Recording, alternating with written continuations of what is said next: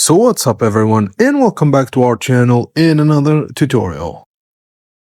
Today we're going to see how to use Autoplace in Docusign. So firstly, to set up anchor text in your document, type unique placeholder strings such as /s1/ for signer one's signature directly into your base contract or document template where you want fields to appear.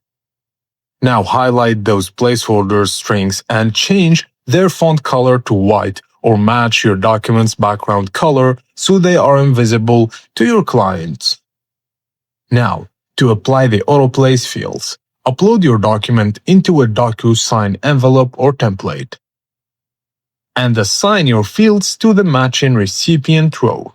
Now Docusign will scan the document for your hidden text anchors and automatically drop the correct signature, name or date signed fields right on top of them, completely ready for your signer.